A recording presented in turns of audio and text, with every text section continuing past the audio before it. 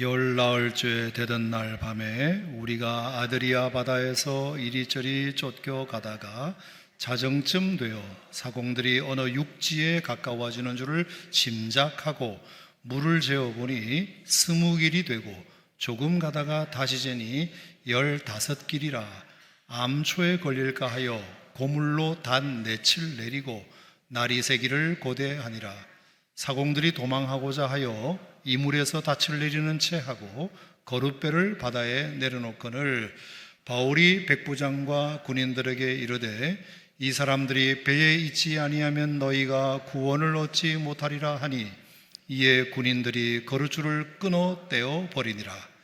날이 새어가매 바울이 여러 사람에게 음식 먹기를 권하여 이르되 너희가 기다리고 기다리며 먹지 못하고 줄인 지가 오늘까지 열 나흘인즉 음식 먹기를 권하노니 이것이 너희의 구원을 위하는 것이요 너희 중 머리카락 하나도 잃을 자가 없으리라 하고 떡을 가져다가 모든 사람 앞에서 하나님께 축사하고 떼어 먹기를 시작하며 그들도 다 안심하고 받아 먹으니 배에 있는 우리의 수는 전부 276명이더라.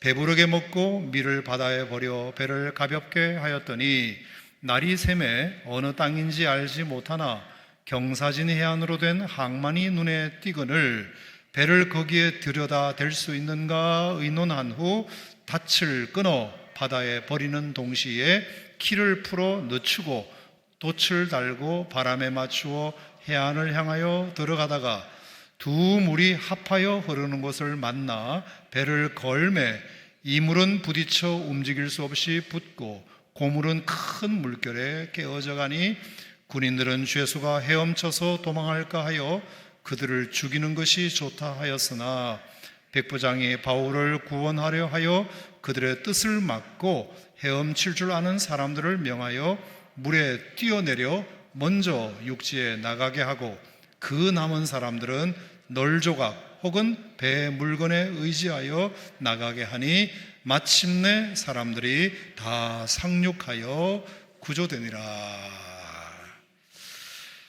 자, 이게 무슨 말이냐 하면 지도를 통해서 한 번 더 좀 보겠습니다. 지도. 자, 지중해 섬, 지중해 바다고요. 지중해 바다. 네, 그래요. 오른쪽 밑에 있는 이제 뭐라고 그러냐, 레티온, 헤라클리온 되어 있는 거기가 그레데 섬이죠. 그레데, 크레타 섬입니다. 거기서 이제 미항에서 베닉스로 가려고 하다가 이제 배가 밀리는 바람에 유라굴로 광풍을 만나가지고 저기 왼쪽 밑에 보면 몰타 보이죠? 몰타가 바로 여기에 있는 멜리데 섬이에요. 오늘날의 몰타 공화국. 그러니까 이태리의 밑에 있는 시칠리 섬에서 한 100여 킬로 떨어진 아주 자그마한 섬 나라가 몰타, 그 섬에 도착하는 내용입니다. 그래서 그 그레데 섬에서 14일 정도 걸렸다고 했어요. 14일 정도 쭉 오다가 이제 몰타에 도착하는데, 몰타라는 섬을 확대시켜 보면 저렇게 아랫섬과 윗섬이 있어요. 자, 그 다음 보세요. 아랫섬과, 자, 아랫섬입니다. 저게 아랫섬인데 제일 위에 보면 보이시는지 모르겠지만 세인트 폴스 베이라고 있어요. 세인트 폴스 베이. 세인트는 성, 폴스는 바울, 베이는 만, 바울만이에요. 그러니까 지금도 바울이 저 섬에 도착했다는 것을 기념하기 위해서 그 항구, 그 만의 이름을 이제 바울만이라고 이렇게. 그러니까 얼마나 바울의 영향력이 큰지 알 수 있죠. 또 한번 보시면 어디에 도착했냐면은 저 위에 보면 약간 두 개 섬이 약간 붙어 있는 조기가 있는데, 원래는 저기에 바울이 제일 먼저 도착했어요. 배가 저기에 도착을 하게 되었습니다. 그래서 저기가 이제 바울만이고요. 그래서 지금도 10월 달이면 바울 축제가 열려요. 매년 10월 달에. 그래서 바울이 도착한 그때를 기억하는 마음으로 바울 축제도 벌리고, 저 섬에는 97%가 다 기독교인이에요. 물론 가톨릭이긴 하지만 약간 타락한 가톨릭이라기보다 그래도 순수성을 지키고 있는, 어쨌든 그리스도를 믿는 그런 사람으로 단일 국가로서는 가장 크리스찬이 많은 그런 나라로 알려진 곳이 몰타 공화국 멜리데 섬이 되겠습니다. 자, 제가 잠깐 이제 설명을 한번 드려보면, 자, 지도를 내리셔도 되고요. 자, 그레데 섬에서 이제 출항을 해가지고 유라굴로 광풍에서 막 밀려서 아드리아 바다에까지 막 쫓겨가다가 밤 12시쯤 되었는데, 12시쯤 되니까 사공들이 아무래도 이제 배를 오래 타다 보니까 파도 소리가 약간 다르게 들리는 거예요. 깊은 바다에서 치는 파도 소리와 얕은 바다에서 바위에 부딪히는 소리가 좀 다르거든요. 근데 밤 12시쯤 됐는데 파도가 바위에 부딪히는 소리가 들리는 거예요. 자, 그거는 무슨 얘기죠? 육지가 가까웠나 보다. 밤 12시에. 그걸 이제 알아차린 겁니다. 그래서 바다의 깊이를 재보고자 납덩어리 같은 것을 줄에 메어가지고 물의 깊이를 재보는 겁니다. 그렇게 재보니까 28절에 보니까 처음에는 20길이었다. 한 길이 1.8m니까 1.8 곱하기 20 하니까 36m 정도 나와요. 바다의 깊이가 36m가 나온 거예요. 오, 깊네. 그리고 조금 더 가다가 다시 재보니까 몇 길이 나왔다? 15길. 15길 곱하기 1.8이니까 27m 나오는 거예요. 자, 한 번 쟀을 때 36m, 또 한 번 재니까 27m. 이러니까 배가 점점 어디에 가까워지고 있다? 육지에 가까워지고 있다는 것을 알아차린 거죠. 그 섬이 뭔지는 모르지만, 육지인지 섬인지는 모르지만 일단은 뭔가 육지라는 데를 만났다는 것이 너무 반가웠어요. 너무 반가웠어요. 14일 동안 못 자고 못 먹고 파도에 밀려가지고 이리저리 표류만 하다가 정말로 하나님의 은혜로 기적같이 파도 소리가 다르다 하고 물길을 재보니까 20길에서 15길로 줄어드는 것을 보고 너무나 기뻤어요. 자, 하지만 육지가 가까운 것은 좋은데 배 타는 사람들 알지만 걱정이 하나 있습니다. 그건 뭐죠? 배가 암초에 걸릴까 봐. 바다가 깊으면 육지가 멀다는 것은 있지만 육지가 가까우면 걱정이 하나, 사공들은 뭐냐면 바다가 얕아지면 암초에 걸릴 수 있으니까 29절에 암초에 걸릴까 하여 고물로 넷을 내려요. 고물이라고 하는 말은 배 뒤편을 말합니다. 이물은 배가 앞편이고 고물은 배 뒤편이에요.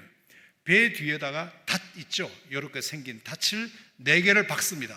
배가 더 떠밀려가지 않도록.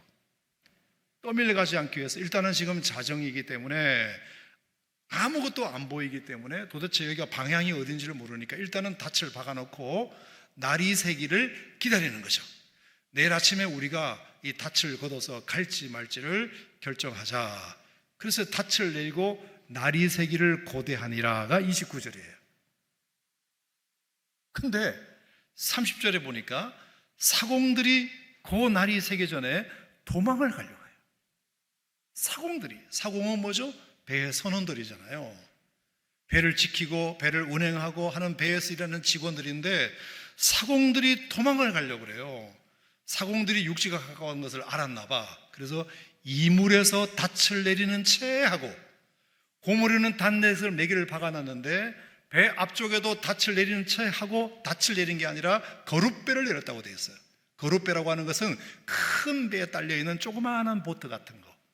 그래서 큰 배가 육지에 되지 못할 때는 작은 배를 내려서 육지로 가는 거니까 그 작은 배를 내리고 있는 모습을 바울이 본 거예요.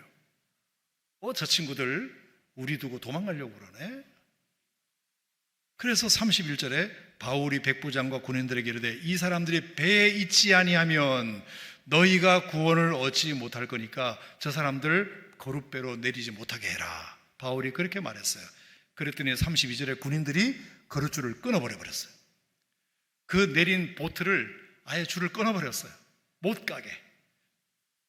그래서 사공들이 도망을 못 가게 된 겁니다. 자, 33절 날이 새어가매 드디어 날이 샜어요. 그래서 보니까 저 앞에 육지가 보이는 거예요. 야, 살았다. 저 멀리 아까 보셨던 그 멜리데 섬 남쪽 섬이 보이기 시작했습니다. 그래서 바울이 이제 우리 안심하고 밥 먹읍시다. 육지가 저기가 보이니까 이제 음식을 먹어도 되겠습니다라고 음식 먹기를 권하여 음식을 먹게 되는데 굶은 지가 열나흘이라. 14일 동안 정말로 아무것도 못 먹고 물도 못 마시고 밥도 못 먹고 있는데 날이 새어 보니 육지가 보이길래 이제 빨리 밥을 먹어도 되겠다. 그래서 기도를 해주고 밥을 먹고 시작하니까 사람들이 다 먹었습니다. 그 사람들이 276명이었어요. 자, 그리고 38절 배부르게 먹고 밀을 바다에 버려요. 자, 왜 버렸을까요? 배를 가볍게 하려고.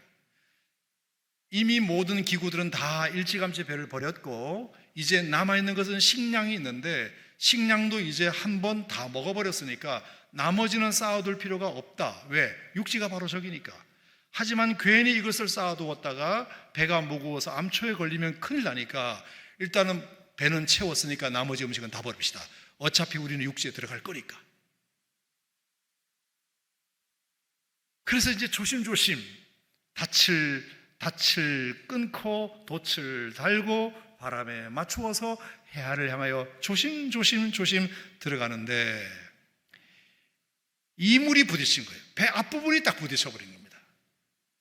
배 앞부분이 뭔가에 딱 걸려버렸어요. 그러니까 더 나아가지도 못하고 그리고 갑자기 두 물이 합하여 나중에 지도를 보시면 아시겠지만 거기에 약간 협곡 같은 것이 있어가지고 이게 물이 흐르는 곳이 있나 봅니다. 그러니까 앞은 걸려있고 뒤는 흔들흔들하니까 이 흔들거리는 파도에 의해서 배가 깨어져 갔다. 그래서 안 되겠다 싶어가지고 백부장이 사람들에게 명합니다. 어제 우리가 오늘 아침에 충분히 먹었으니까 수영을 잘하는 선수들은 일단은 뛰어내려서 수영해서 건너가고 수영을 못하는 노약자나 여성들이나 이런 분들은 배에 있는 널조각이나 판때기 같은 거 이런 거 갖고 뛰어내려라. 그래서 44절에 널조각과 배 물건에 의지하여 나가게 하니 마침내 사람들이 한 명도 죽지 않고 다 상륙하여 구조되었다. 이것이 오늘 본문 말씀이에요. 자, 이 스토리를 먼저 말씀드리고 제가 오늘 여러분을 드리고 싶은 얘기는 정말로 중요한 얘기인데 한번 따라 합시다. 신분인가 역할인가? 신분인가 역할인가? 자, 우리가 사회생활을 하거나 또 교회생활을 하면서 보통의 사람들은 말입니다, 역할을 충실하게 할 생각하기보다 어떻게든지 자기 신분을 더 높이 만들려고 하는 경향성이 있어요. 사람들은. 예를 들어서 내가 소방사다. 그러면 이제 처음에 소방사가 되죠. 그러면 내가 빨리 어떻게 진급을 해서 내 지위가 소방교가 되고 소방장이 되고 소방위가 되고 소방경이 되고 소방령이 되고 이렇게 해서 점점 더 자기 지위가 올라가기를 바란단 말입니다. 소위로 인감한 군인은 어쨌든 간에 빨리 내가 진급을 해서 중위가 되고 대위가 되고 소령이 되고 중령이 되고 대령이 되고 준장이 되고 소장이 되고 중장이 되고 대장이 되기를 다 원한단 말입니다. 순경으로 입대한 경찰도 마찬가지. 어쨌든 순경으로 내가 입사했지만 어쨌든 빨리 내가 경장이 되고 경사가 되고 경위가 되고 또 뭐예요? 경감이 되고 경정이 되고 이렇게 사람들은 누구나 다 역할도 중요하지만 자신의 신분과 지위가 지금보다 더 한층 더 올라가기를 다 사람들은 원합니다. 물론 그것도 우리에게 필요하지만 더 중요한 것은 우리 예수 믿는 사람들이 가져야 할 생각은 내 지위와 내 신분이 뭐냐가 중요한 게 아니고 그것에 맞는 내가 오늘 이 공동체에서 일하고 있고 신앙생활하고 있고 내가 부름받은 곳에서 어떤 역할을 해낼 건가가 중요하잖아요. 역할. 아무리 높은 신분을 가져서 어떤 높은 지위에 오른들 그런 사람들이 다 존경받고 사랑받고 신뢰받는 건 아니잖아요. 그런데 신분은 낮고 지위는 낮지만 자신의 역할을 정말로 충실하게 잘해서 사람들에게 선한 영향력을 미치는 사람들도 얼마든지 많이 있거든요. 그럼 우리가 우리 예수 믿는 사람들이 사회생활을 하거나 교회생활을 할 때 무엇을 더 중요하게 여겨야 하냐, 이 질문을 여러분에게 던져보는 겁니다. 또 다르게 말씀드린다면 사람들은 꼭 어떤 신분이 보장되어야만 영향력을 행사하는가, 아니면 신분과 상관없이 역할만 잘해도 영향력을 충분히 발휘할 수 있는가? 여러분 어떻게 생각하세요? 그에 맞는 지위와 신분이 주어져야 영향력을 행사하는가, 아니면 신분은 비록 별 것 없지만 사람들이 그 신분에 따르는 역할을 잘 함으로 말미암아 나름 그 영향력을 발휘하며 사는 사람들도 우리 주변에는 참 많이 있으니까요. 지위가 높다고 해서 영향력이 있는 것이 아니고 평사원이고 평직원이라도 뭔가 그 사람이 너무나 성실하고 너무나 신실해서 주변의 그 사무실 분위기를 아름답게 만들고 뭔가 사람들에게 좋은 영향력을 주는 사람들도 분명히 있다고 한다면, 우리 예수 믿는 사람들이 교회에서 신앙생활을 하거나 사회에서 어떤 직장생활을 하거나 할 때 우리가 무엇을 더 중요하게 여겨야 할 것인가? 어떻게든지 남한테 와이로를 매겨가지고 어떻게든지 사바사바 해가지고 어쨌든 내가 급수가 오르고 지위가 오르는 것이 우리에게 더 중요한 문제인가? 아니면 내가 정말 예수 믿는 사람으로서 하나님이 높여주시면 높여주시는 거고, 내가 지금 해야 될 일은 어쨌든 내 신분에 맞게 역할을 잘해서, 예수 믿는 사람으로서 역할을 잘해서 좋은 영향력을 미치며 살아가는 것이, 그게 우리가 지향해야 할, 더 우선해야 할 것인가? 이 정도 하면 여러분은 이미 다 답을 내리셨으리라고 저는 생각합니다. 여러분, 요셉이라는 사람을 한번 생각해 보세요. 저 요셉이 보디발 장군의 집에 팔렸을 때 신분이 종이었단 말입니다. 종. 근데 종이었으면 그 종의 신분으로 아무것도 못했나요? 아무것도 못했나요? 그냥 마당만 쓸고 군불만 떼고 똥이나 치우고 뭔가 나무나 해오고 노예 먹이고 맷돌 갈고, 옛날에 내가 다 했던 거, 하여튼 어쨌든 그런 것만 한다고 해서 사람들이 안 알아주고 오히려 더 사람들이 부려먹고 그렇게 하던가. 그 역할을 충실히 잘하니까 10년 만에 그가 가정의 총무가 되잖아요. 신분이 먼저가 아니고 역할이 먼저란 말입니다.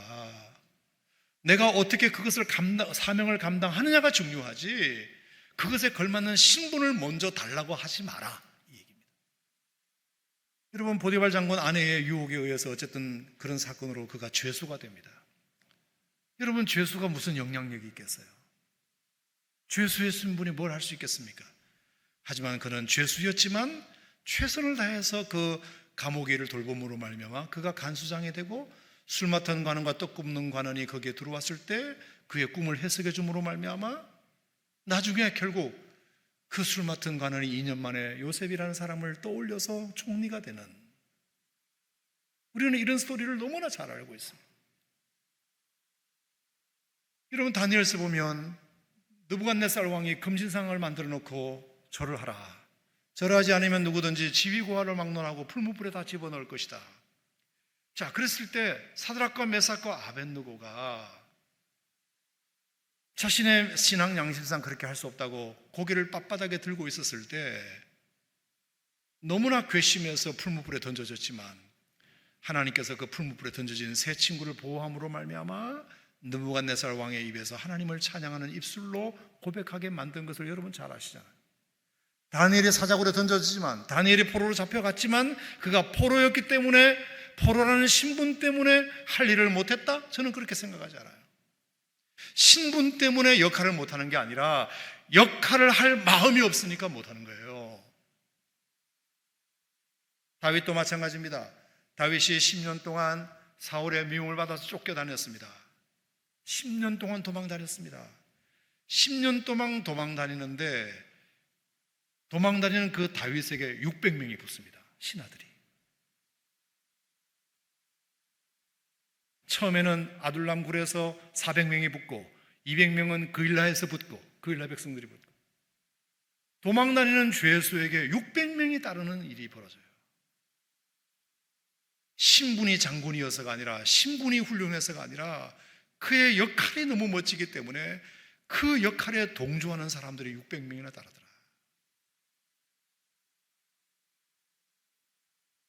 다윗이 골리앗을 때려눕혀도 마찬가지입니다.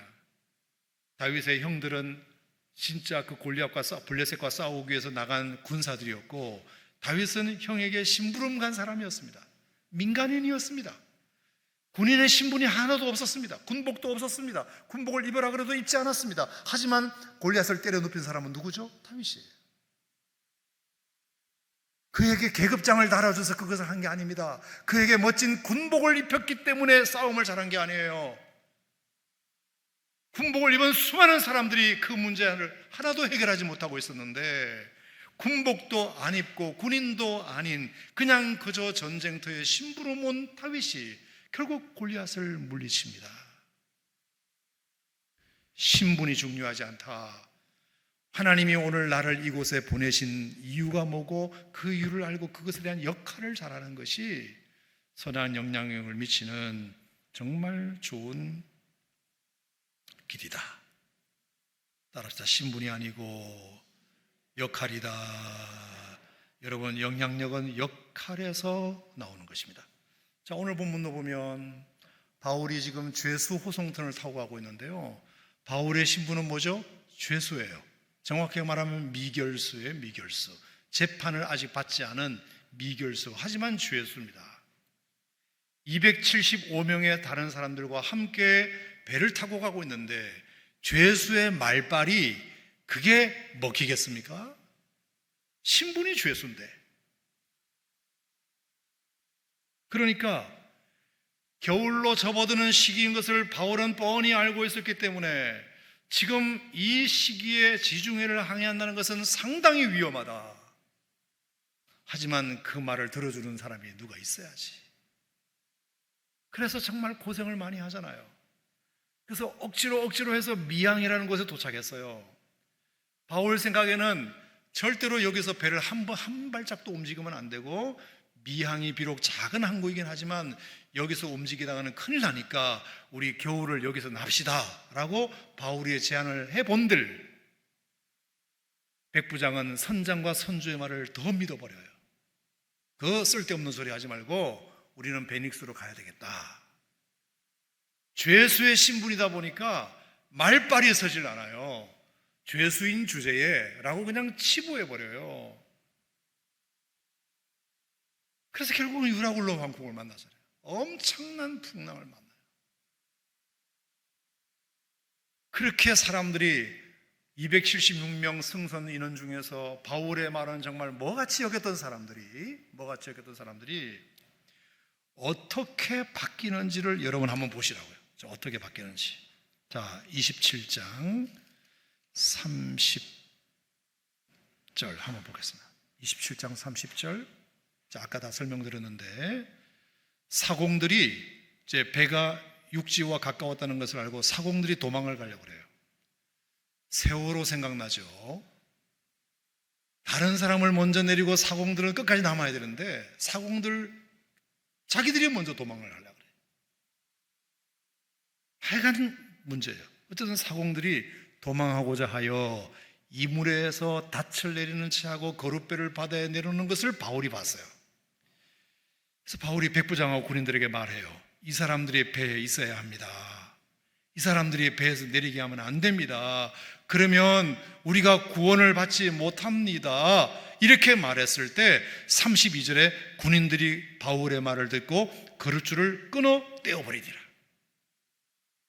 여러분, 불과 2주 전까지만 해도 바울이 미항에서 납시다 그렇게 말해도 절대로 선장과 선주와 백부장은, 군인들은 바울의 말을 절대로 귀담아 듣지 않았습니다. 그런데 무슨 일이 있었는지 몰라도 14일 후에 바울이 저 사람들, 사공들이 지금 도망치려고 하는데 저 사람들 내리게 하면 안 됩니다라고 군인들에게 얘기했더니 군인들이 바울 말을 듣고 거룻줄을 끊어버렸어요.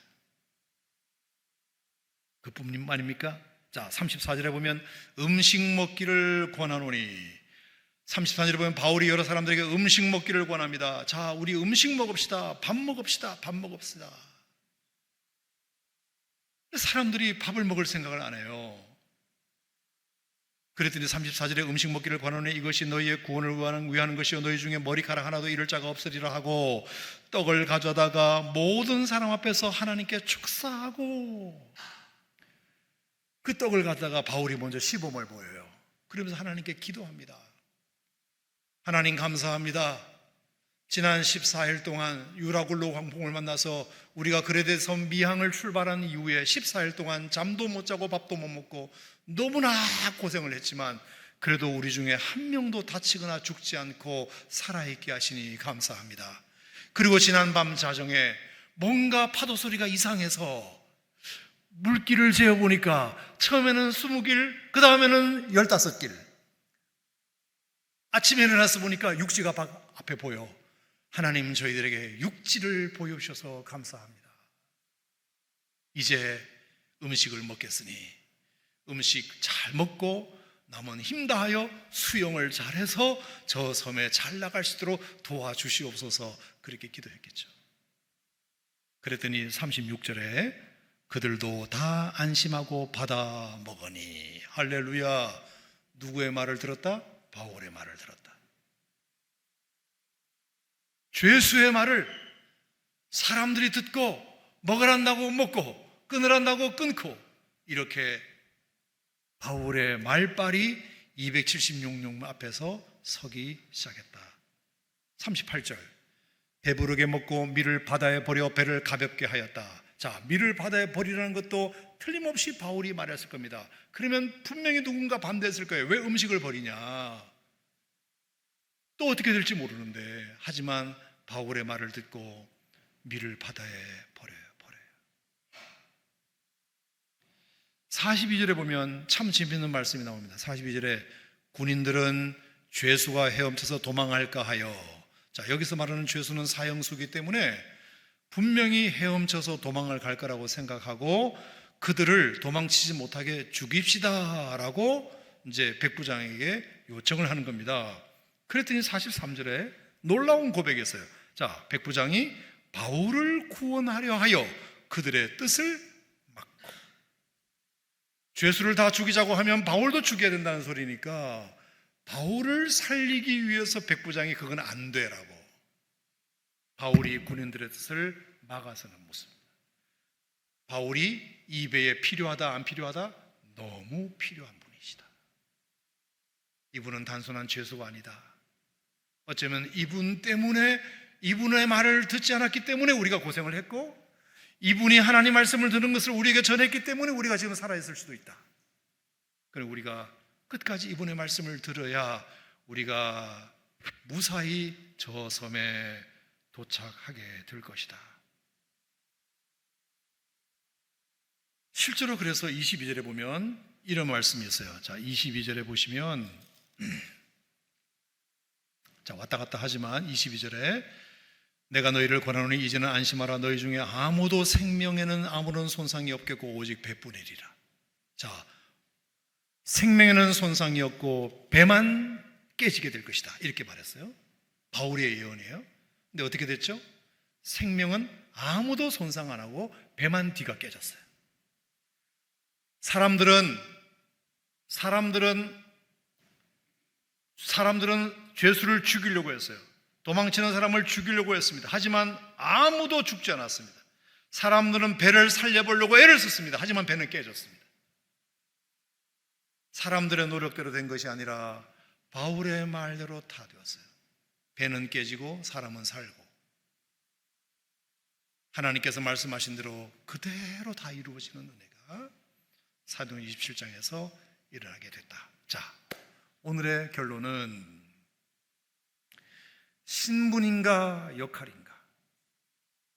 바울은 비록 죄수의 신분이었고 미결수 상태였고 발언권이 하나도 없는 사람이었지만, 그래서 처음에는 선장과 선주나 백부장이 바울의 말을 전혀 먹어주지 않았지만 뭔가 어떤 과정을 통해서, 유라굴로라는 큰 과정을 통해서 그들이 바울의 말이 맞았구나라는 것을 깨닫게 되고, 그리고 하나님의 전하시는 그 말씀을 그들에게 선포하고 이렇게 하면서 점점 더 그 죄수였던 바울이 276명의 리더가 되어가는, 선장도 아니고 선주도 아니고 백부장도 아니지만 신분은 여전히 죄수이지만 역할을, 아주 큰 역할을 감당하는 그런 공동체의 리더가 되더라. 아멘 한번 해보시기 바랍니다. 우리가 다 사장이 될 필요는 없고 우리가 다 높은 고위 관리가 될 필요는 없지만, 될 수도 없지만 꼭 그런 신분이 있어야만 훌륭한 일을 한다, 영향력을 미친다. 오히려 그 반대가 더 많잖아요. 깜도 안 나는 사람들을 지위를, 신분을 줘가지고 얼마나 그 공동체에 피해를 주는 공동체도 얼마나 많이 있나요?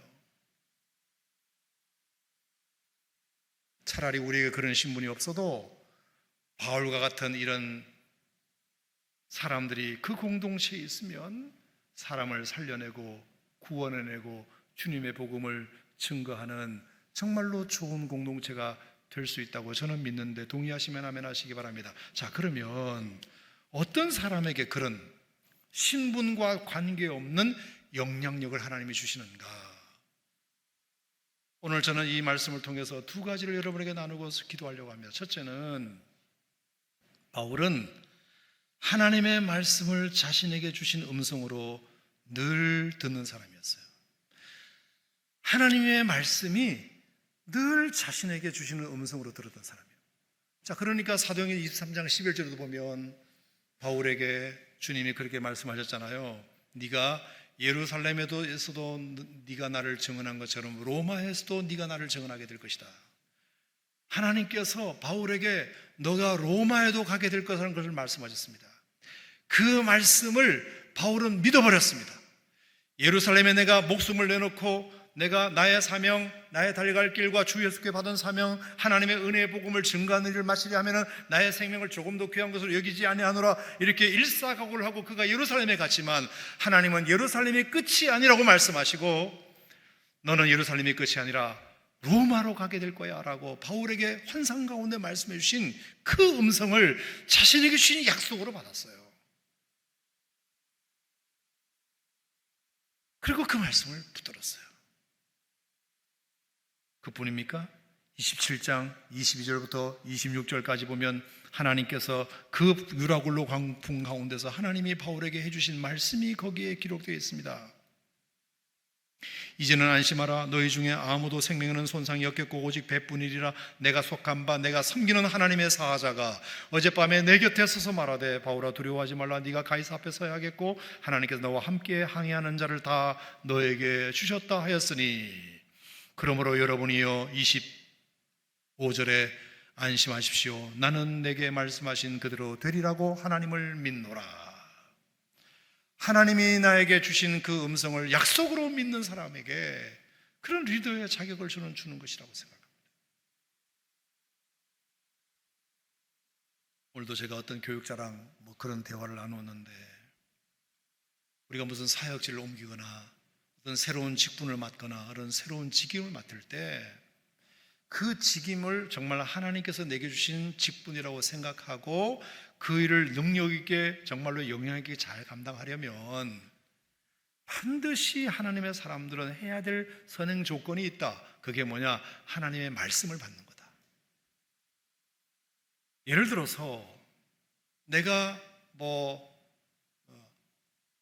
성가대를 한다, 내가 목자를 한다, 아니면 교사를 한다 했을 때 하나님, 제가 교사로 주님 좀 주일학교 아이들 섬기고 싶은데 이렇게 해서 그냥 목사님에게 덥석 말하지 말고 뭔가 하나님께서 내게 그 직분에 대해서 관심을 갖게 하고 그 필요가 눈에 보이고 그리고 그 아이들을 사랑하는 마음이 이게 생기면 하고 싶다고 해서 시간이 되니까 하는 것이 아니고 반드시 하나님이 주시는 음성을 듣고 가라. 음성을 듣고 가라. 그 음성은 개인적인 큐티를 통해서도 될 수 있고 아니면 주일날 설교 말씀을 통해서 들 수 있고 아니면 지나가다가 그냥 간판 하늘을 보고도 느낄 수 있고 뭔가 하나님께서 주시는 사인이 있을 거다. 그 음성을 듣고 가야 내게 맡겨진 그 직분을 성실하게 신실하게 영향 있게 감당하는 거야. 왜? 하나님의 음성을 듣고 내가 여기 왔다, 이런 느낌을 갖고 가는 거니까. 근데 누가 부탁해서 그럼 그러죠, 시간도 되니까 이렇게 해가지고는 영향력 있는 사역을 감당하지 못할 뿐만 아니라 하다가 시험에 들 수도 있고 하다가 중간에 포기해버릴 수도 있고 기쁨으로 그것을 감당하지 못하는, 우리 하나님을 믿는 사람들에게는 하나님이 내게 그것을 맡기시고 보내셨다는 확신이 필요한데 그 확신은 주님의 말씀이잖아요. 아멘입니까 여러분? 하나님의 음성을 듣고 가라. 꼭 하나님의 음성을 듣고, 하나님의 음성을 주시면 가고 아니면 기다리고, 내 뜻대로 하지 말고, 하고 싶다고 하지 말고, 누가 시키니까 하지 말고, 그래야 내가 하나님의 음성을 붙들고 가니까 그 풍랑이는 유라굴로 광풍 속에서도 바울은 담대할 수 있었고, 하나님이 이 광풍 속에서 우리를 살릴 것이라고 분명히 말씀하셨고, 이 275명의 사람들을 하나님이 내 손에 붙이셨다고 말씀하셨고, 그리고 너는 분명히 로마의 가이사 앞에 가서 복음을 전하게 될 거라는 것을 하나님이 나에게 말씀하셨기 때문에 그 들은 음성이 있으니까 다른 사람들은 14일 동안 정말로 죽겠다고 아우성쳐도 바울은 두려움이 없는 겁니다. 다른 사람들은 죽을까 봐 걱정을 해도 바울은 걱정이 없는 겁니다. 하나님의 음성을 듣고 왔으니까. 어떻게 동의 한번 해보시기 바랍니다. 여러분, 무엇을 결정하더라도 하나님의 음성을 듣고 하세요. 하나님의 음성을 주시는 통로는 여러 통로가 있습니다. 상황을 통해서도 주시지만 말씀을 통해서도 주시고 개인 큐티를 통해서도 주시고, 어떤 방법이든지 하나님께서 사모하는 마음이 있으면 반드시 음성이 있어요. 그러면 그 음성을 붙들고 가야 자신감 있게 그 일을 감당하고 하나님이 보내신 자리라는 생각이 있기 때문에 조금 시험이 들고 어려워도 그것을 극복해내고 돌파하는 힘이 거기서 나오는 거지. 그거 없이 그냥 내가 기분 좋으니까, 시간 되니까, 돈 있으니까 해버리면 반드시 시험이 들고 반드시 어려움이 오고, 그러면 또 나자빠지고 이게 아닌 갭이다 이렇게 돼버리고. 따라합시다. 음성을 듣고 가자. 음성을 듣고 가자. 저는 바울이 하나님의 말씀을 자신에게 주시는 음성으로 들었기 때문에 그게 가능했다. 그래서 갈렙이라는 사람도 그 가데스 바네아에서 정탐꾼 12명의 정탐꾼을 보냈는데 10명의 정탐꾼들은 다 우리는 메뚜기다, 우리는 못 친다 그랬지만, 하나님께서 갈렙과 여호수아에게는 뭔가 하나님께서 주시는 확신을 주셨고 음성을 주셨기 때문에 그것을 45년 동안 기다렸다가 결국에 85세가 된 갈렙도 헤브론 산지를 내게 달라고. 여러분, 하나님의 음성을 듣는다는 것이 얼마나 우리에게 중요한지 몰라. 그러니까 85세가 되어서도 그 45년 전 약속을 잃어버리지 않고 이 산지를 내게 주소서, 이렇게 헤브론 산지를 점령할 수 있게 되었던 거죠. 모세도 할아버지가 80세 할아버지였지만 하나님께서 가시떨기나무 불꽃 가운데서 거룩한 곳인데 네가 신발을 벗어라, 이런 하나님의 음성을 들었기 때문에 40년 그 고단한 그런 광야 여정 속에서도 끝까지 그 사명을 감당해낼 수 있었다. 첫 번째, 신분과 관계없이 역할을 잘 해내는 방법은 하나님의 음성을 꼭 듣자. 하나님의 음성을 꼭 듣자. 그런 사모하는 사람에게 하나님은 반드시 어떤 통로를 통해서도 들려주시니까 믿으시면 아멘. 두 번째, 신분이 좀 별거여도 좋은 역할과 좋은 영향력을 감당할 수 있으려면 섬기고자 하는 마음이 있어야 됩니다. 섬기려는 마음. 자, 오늘 우리가 본문을 통해서 이렇게 보면 바울은 어떻게든지 한 사람이라도 살리려고 애를 씁니다. 애를 써요. 사공들이 이물 쪽에서 닻을 내리는 척 하다가 거룻배를 내렸잖아요. 근데 그 사람들을 살리기 위해서 내리지 못하게 하십시오. 음식을 먹으라고 권한 것도 마찬가지입니다. 배가 고파서 음식을 먹으라고 한 것도 있지만 이제 저 육지까지 수영을 해서 건너가야 되는데 14일 동안 아무것도 못 먹었으면 어떻게 우리가 수영할 수 있는 힘이 있습니까? 여러분, 바다에서 다 살아남으려면 수영을 해야 되니까 힘이 있어야 되니까 우리 먹읍시다.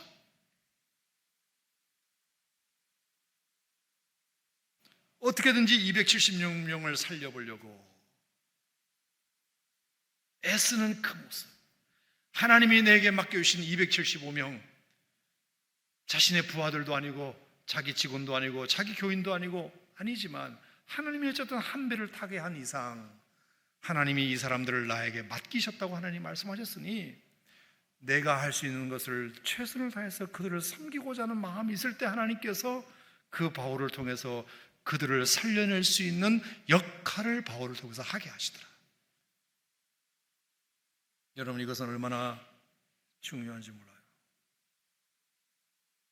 여러분, 제가 지금 안식년에서 다녀온 이후에 섬김에 대한 이야기를 가끔씩 제가 드리고 있는데, 어쨌든 간에 우리 예수 믿는 사람들의 캐릭터는 섬김이 되어야 할 것 같습니다.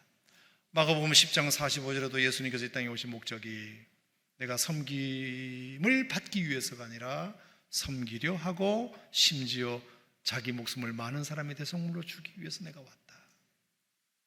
그리고 실제로 예수님은 이 땅에서 잘 섬기셨잖아요. 병자들을 만나면 어쨌든 치유해 주시고 말씀으로 섬기시고, 배고픈 자에게 오병이어의 기적, 칠병이어의 기적을 통해서 또 먹을 것으로 섬기시고, 제자들을 발로 발 씻으며 씻기시고 섬기시고, 그것도 충분한데 결국은 자신의 목숨까지, 우리의 죄를 구원하시기 위해서 자신의 목숨으로까지 섬기시고. 여러분, 영향력은 애헴하고 있다고 해서 절대로 영향력이 있는 것이 아니고요, 오히려 그런 사람들을 욕하고요, 밥맛없다고 그러고요. 그래서 제가 여러분에게 드리고 싶은 말씀은, 어떤 사람이 섬겨야 되느냐? 섬기는 사람은 이 사람들이 섬기면 된다. 내가 어쨌든 나이가 한 살이라도 더 먹었으면 덜 먹은 사람들을 섬겨야 된다. 덜 먹은 사람이 더 먹은 사람 섬기는 게 아닙니다. 더 먹은 사람이 덜 먹은 사람 섬기는 겁니다. 그게 성경적 원리예요. 두 번째, 지위가 높은 사람이 섬기는 거다. 아랫사람이 윗사람을 섬기는 게 아니다. 윗사람이 아랫사람을 섬기는 거다. 세 번째, 조금이라도 가방끈이 긴 사람, 그 사람이 섬기는 거다. 내가 저 사람보다 내가 조금 더 아는 게 많고 가방끈이 길면 가방끈이 짧은 사람을 섬기는 것이 그게 맞아요. 그리고 네 번째, 뭐라 그랬죠? 내가 저 사람보다 조금이라도 돈이 한 푼이라도 더 있으면 그 가진 것으로 내가 섬겨야죠. 그리고 다섯 번째가 뭐였죠? 내가 저 사람보다 내가 조금이라도 건강한 사람. 병든 사람이 건강한 사람을 섬겨야 되나요? 아니잖아요. 건강한 사람이 병든 사람을 섬겨야죠. 하여간 누구를 만나든지 간에 딱 보고, 나이 딱 보고, 딱 좀 민증 까보고, 내가 저 사람이 나보다 어리다, 그럼 내가 해야 되겠구나, 이렇게 하면 됩니다. 내가.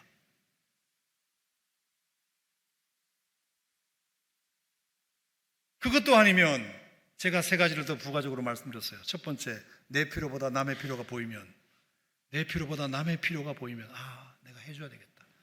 또 두 번째, 미안한 마음이 드는 사람. 그리고 마지막으로 고마운 마음이 더 드는 사람. 아무리 생각해도 내가 저 사람한테 해준 것보다 저 사람이 나한테 해준 게 더 많은 것 같은데, 그러면 그 사람이 섬겨야 됩니다. 목사님, 그러면 다 섬기란 소리예요. Exactly. 섬기란 소리. 그러면 이 교회가 얼마나 아름다워지겠습니까? 너무나 기쁘죠. 누구든지 만나면 도와주려고 하고 성공시켜주려고 하고 섬기려고 하면 얼마나 그 공동체가 아름다운 공동체가 되겠습니까? 아멘. 반대로 되면 얼마나 냉랭하고 얼마나 재미없고 젊은이들 다 떠나고. 그러니까 우리가 어쨌든 간에 작은 거 하나라도 그렇게 하려고 하면 하나님께서 정말로 우리 공동체를 기뻐하시고 내 신분에 상관없이 그 사람을 영향력 있는 인물로 만드실 줄로 믿습니다. 교회뿐만 아니라 여러분 직장 생활에서도 그렇게 한번 해보세요. 섬기려고 하는 사람을 누가 싫어합니까? 누가 싫어해요? 참 저 사람이 인간성 좋다. 참 사람이 됐다. 알고 봤더니 교회 다닌다네. 그것도 오산심내교회라네. 오늘의 결론은 신분인가 역할인가. 세상 사람들은 다 높은 신분을 쫓아가기 위해서 노력하지만 우리는 신분은 하나님이 주시는 거라고 믿고 그거보다 어떤 역할을 해나갈 것인가가 더 중요하다. 그래서 하나님의 선한 성령력을, 선한 영향력을 발휘해서 나로 하여금 사람들이 살고 주님의 복음이 증거되고, 할렐루야, 그렇게 되는 것이 우리의 기쁨이고 우리의 행복이고 우리의 보람이고 우리의 영광이지. 바울은 오늘 죄수 호송선에 타고 있는 죄수에 불과했지만 점점 더 그 사람이 리더가 되어가고, 이제는 바울이 없으면 안 되는 276명이 되어가는, 거기에 있는 모든 사람들을 다 예수께 만드는, 그리고 멜리데 섬 98%를 예수 믿게 만드는 일. 바울이 선장이어서가 아니고요, 바울이 백부장이어서가 아니고요, 바울은 그냥 죄수였을 뿐이에요. 하지만 그가 하나님의 음성을 늘 듣는 사람이었고 사람을 섬기고자 하는 마음이 있었기 때문에 그 일이 일어났다고 저는 생각하고, 이 말씀이 여러분들에게도 도전이 되시기를 축복합니다. 기도하겠습니다. 하나님 아버지, 감사드립니다.